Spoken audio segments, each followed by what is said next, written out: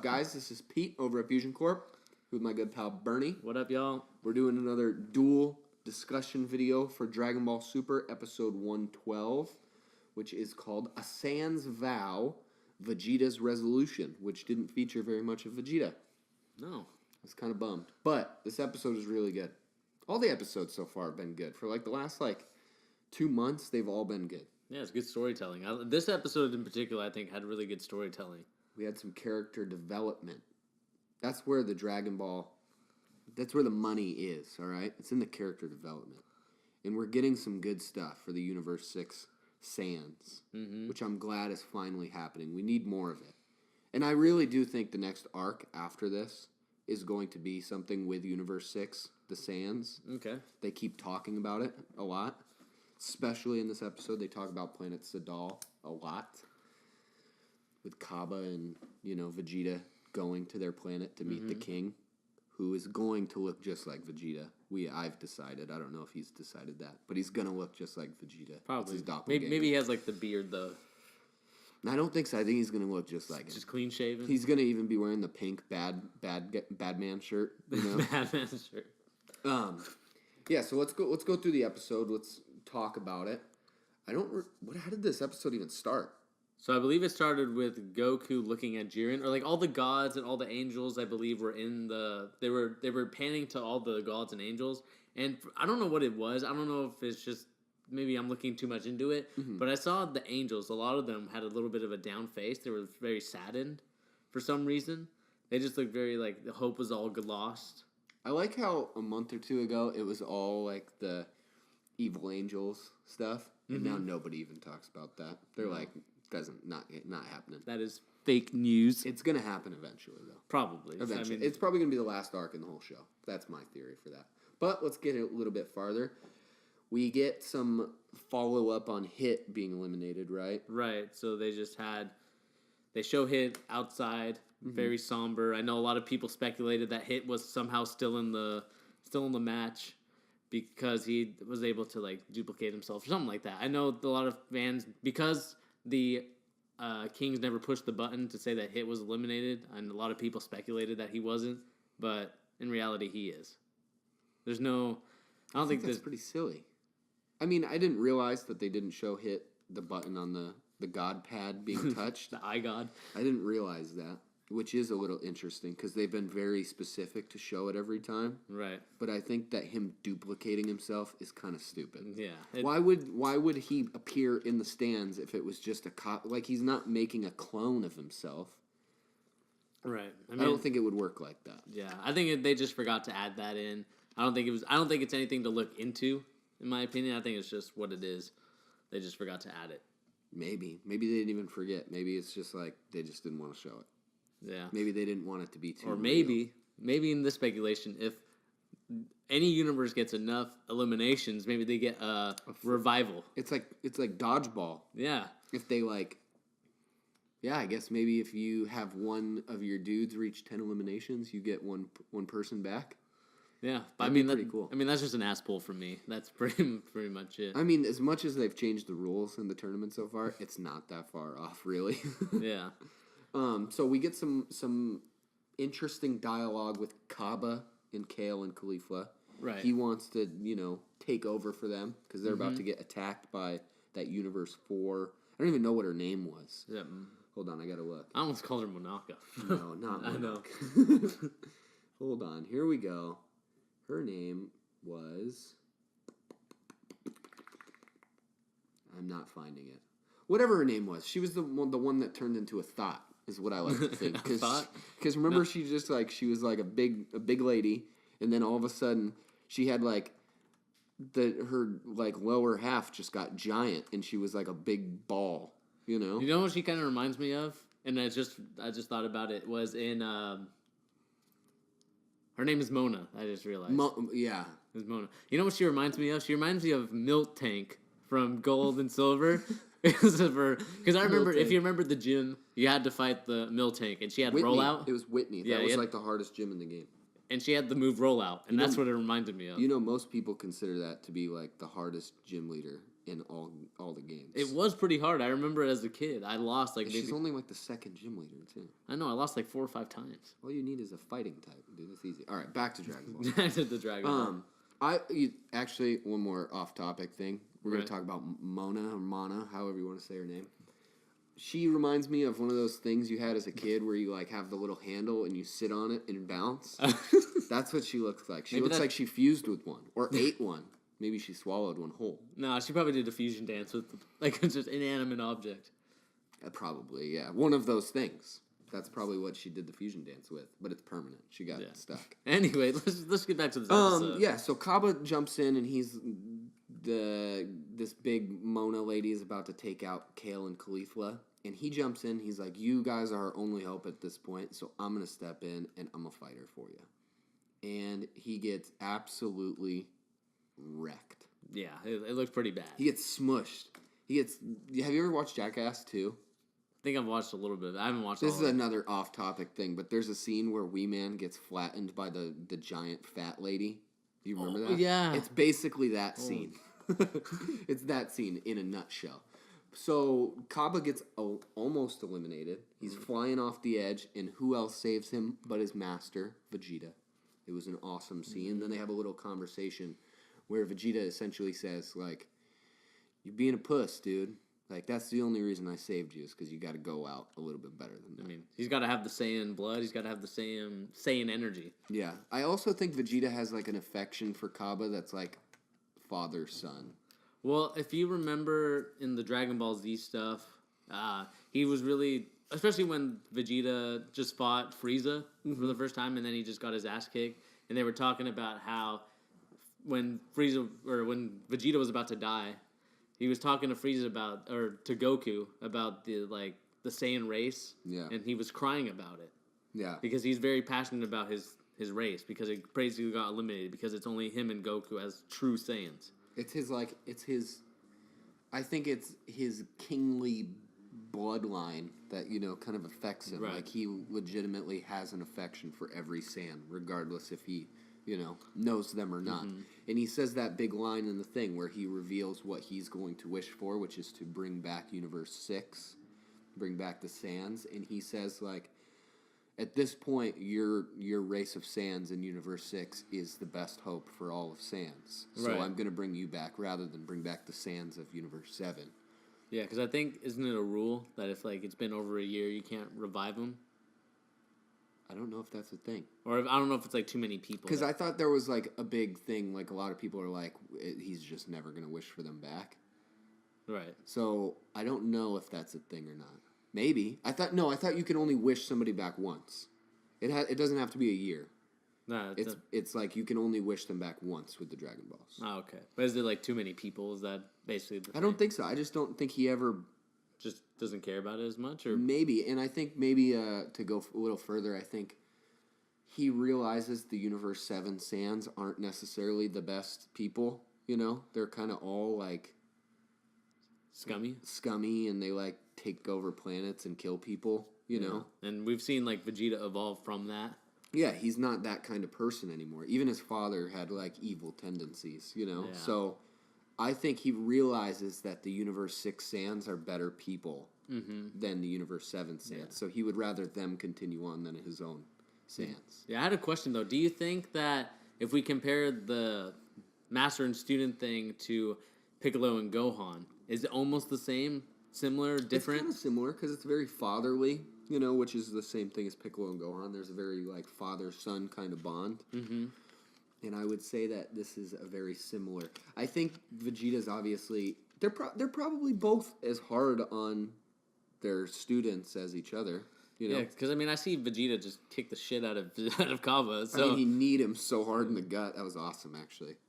Which kind of just reminds me because I'm rewatching Dragon Ball Z right now, so it just reminded me of when Gohan was fighting Piccolo. Yeah. And just getting his ass kicked. Yeah, Piccolo is really, really hard on Gohan, which helps Gohan when he actually gets the training. We saw it in episode 88, I think, when they were doing their pre-Tournament of Power training montage.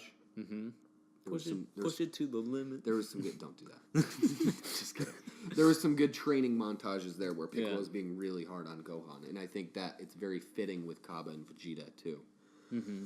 So after this, Vegeta, he does that sick blast that just throws Mona across the Tournament of Power stage. It was awesome. It just says you're a jobber. And then he runs away, and then he gets confronted by Topo. Yes. Who's like, you're second fiddle. Yeah, so are you idiot. Yeah. And it was pretty sick burns on both sides. Mm-hmm. It's going to be a good fight. Vegeta's going to win. Yeah, I mean, we hope. I don't know. He's going to win, for sure. Then, cuts back to CABBA, and he's like, yeah, I got to beat this thought. This Mona. Thought breaker status unlocked. And he gets Super Saiyan 2. He unlocks it for the first time. It only took him years longer than it took Khalifa and Kale to do it. Right. I don't think Kale actually has Super Saiyan 2. She just goes to her berserker state. To a brawly state. Whatever it is. She gets her unexplained new form. But Khalifa has had Super Saiyan 2. She got it almost immediately, which a lot of people were pretty upset about. But CABBA finally gets it, eliminates Mona, and then...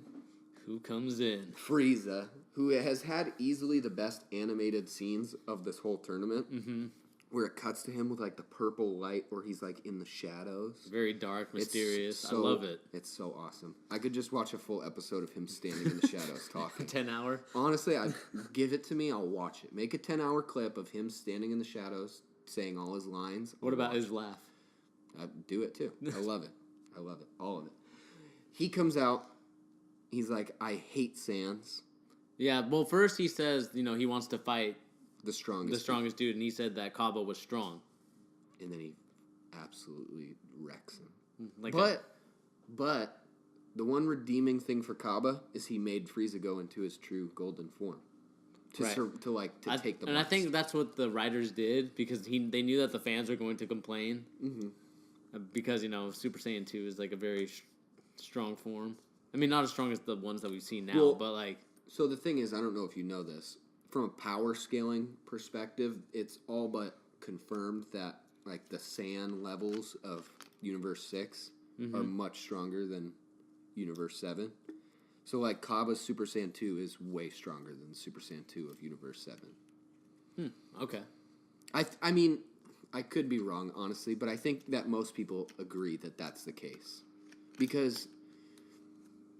most of the time, they're fighting dudes that it takes, like Vegeta and Goku, to go to Super Saiyan Blue to take out. Mm-hmm.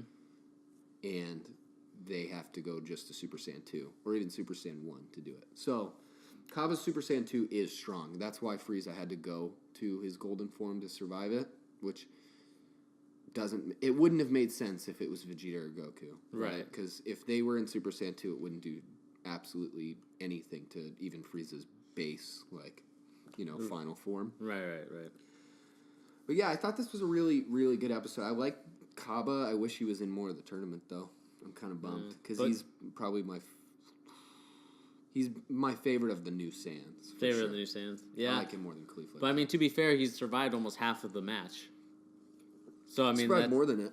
Yeah, I mean, we're at like 20... There's like 23 minutes left, I believe, by the end of the... 50 tacks. Yeah, 50 tacks, and then I think the announcer said like 23 at the end. So, it's way over half. So, I thought it was a pretty good showing for CABBA. Mm-hmm. Although, you'd like to see him eliminate more people. But, I mean, Dragon Ball's always been centered around Goku, Universe 7. Yeah. It's always been around those guys. So, we'll have to see. Hopefully, we get a little bit more of Android 17 and 18. Yeah. I mean, I kind of wish that they would be a little bit more involved. I think they should be more involved. I think we'll get more Android 17, especially. Android 17, yeah. He's really powerful. I mean, he made Goku go to Blue. I think he even had to go Kaioken Blue when he was doing that little fight with him, right? Mm-hmm. I think that happened. One thing I'll say about this episode is I think it's set up for the future a lot more than some of the other episodes have. Yeah, for sure. I think we just read some stupid article. Something about this episode spoiled the end of the Tournament of Power. But it was having to do with Vegeta's wish with the Super Dragon Balls, which him wishing back a different universe is not that crazy. That's not even a spoiler. Most people have thought that since before the tournament even started. Mm-hmm. So that's kind of silly, but I do think it foreshadowed the end of the tournament because Vegeta coming out with his general plan for him winning the MVP and winning the tournament, I do think will take place because I think he's going to win. Right. But I also think his conversations with CABBA are setting up the future of this series after, which a lot of people have speculated also, but I think the fact that they said it, like we've seen it now officially take place, this conversation, I think it's going to happen. Yeah, that's what I like about Dragon Ball is that it drops in subtle hints of different story arcs that they can go off of, so there's nothing left untouched. So when the writers go back and they say, oh, okay, let's create a new story, they realize that they planted seeds to where they can do these different stories. Yeah, so that makes me think of another thing, which is another good example of this. Kind of off topic, but it is still Dragon Ball. I'm watching the English dub right now. I just got the Blu-rays for the first two parts that are out. And I was watching some of the Beerus stuff. Right. And in episode 5, when Goku fights Vegeta, the infamous episode with easily the worst animation probably in the history of Dragon Ball, there is an awesome scene where, they're fighting and Beerus is absolutely just dominating Goku. He's just not even trying, dodging all his attacks. Right. And Goku's in Super Saiyan 3, and he goes in to attack Beerus. And this is after Beerus is like, yeah, I'll actually hit you this time. And he basically shows that he can learn the Ultra Instinct because he, goes in, and he jumps back, and he doesn't even, he's like, why did my body just do that? It's pretty cool, because it was literally that is Ultra Instinct. Right. They started showing it in episode 5. Yeah. That's genius. That is genius. And I think that this is another good example of that. I think that this is obviously going to come back in this conversation will be referenced again, for sure. Yeah. What else? I think there was a couple other things. I think I remember now. All right. It was the thing that Frieza said after he beat CABBA, and that was his Dragon Ball wish when he gets the Super Dragon Balls. Yeah, which has also been alluded to, which is he wants to rule over all of the gods. Right. So what do you think about that? Or how do you, if you were the writers, how would you write it? I think it's a good idea. I mean, Frieza's already the most popular villain in all of Dragon Ball by miles and miles. And he's easily probably the best or the second best to Goku Black, who's also great. Those are the two best.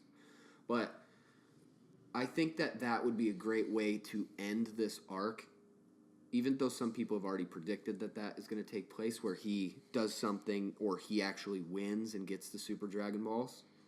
It would expand the universe even further, Right. And then it would be a good reason for us to see Jiren unleash his full potential alongside Goku and Vegeta and Toppo. Right. And then it would be a good way to have them bond and be friends. I almost did this. We're gonna Jiren and Goku. Yeah, I'll censor that. Blur it out. Blur me. We'll blur it out. But I also think it would be a good way to have to see the angels in action. All the gods get some action. Because if Frieza wishes to be the ruler of all the gods or the Omni King, he would be the strongest character. So it would take all these people to defeat him.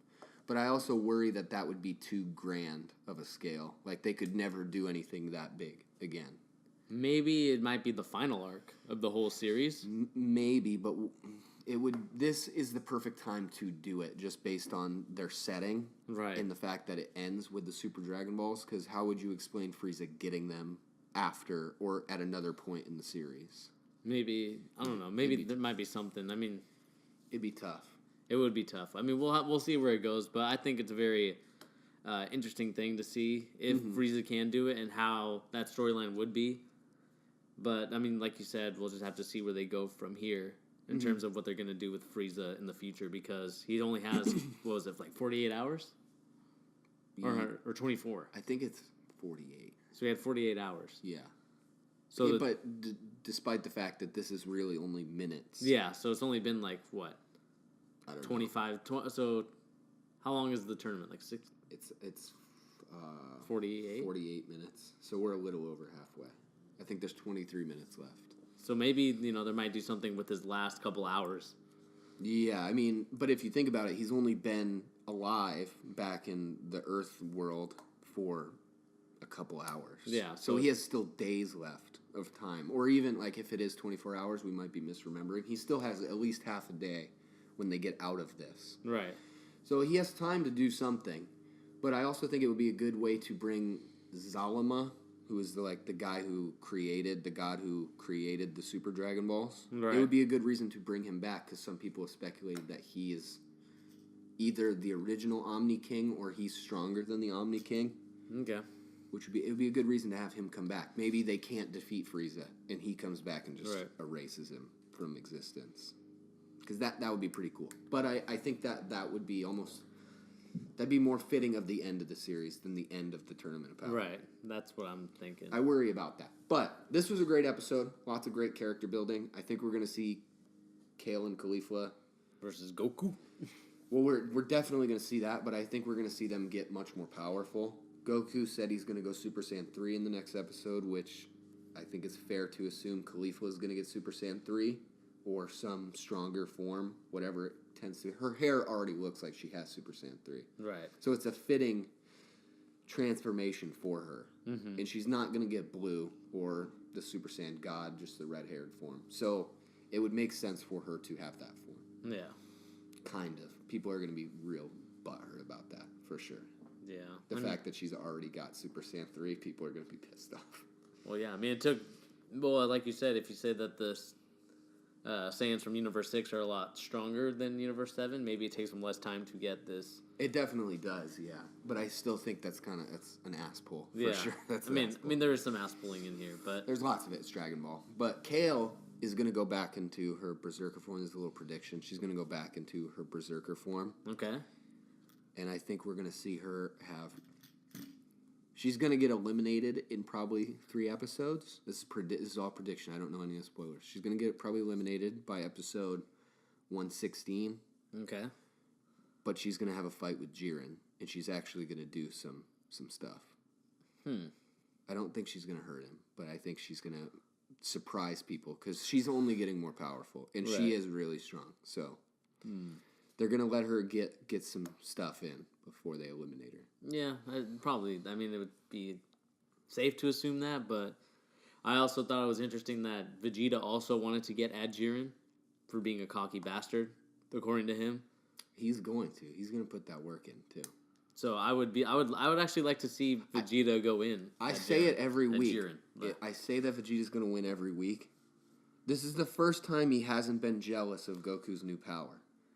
For the mere fact that he already has something on par with it or ahead of it. Yeah, so he has a trick up his sleeve. Because I think you showed me that when we were reviewing Dragon Ball, like, a couple episodes ago. That he, like, when the episode, 109, 110 happened? Yeah. You showed me the instance where Vegeta doesn't look impressed or anything like that. He's like, he doesn't give a shit.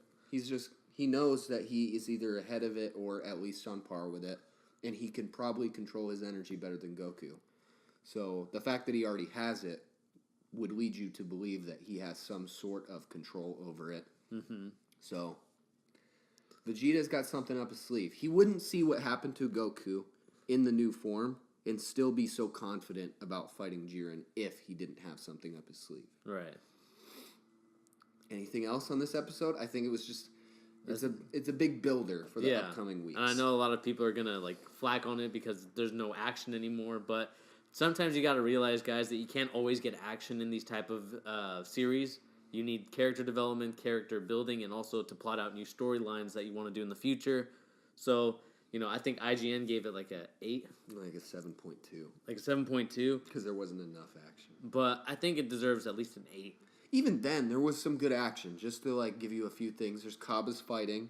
There was Vegeta having the like little like kind of back and forth dialogue, which was... amped up with Topo. Yeah. And then you have the Namekians versus Gohan and Piccolo, even though it's for a second or two. And you also had Goku versus the robots. Yeah, there was action in this episode. Yeah. And we got those Namekians shooting the mouth key blast, and then they could control it. That was sick.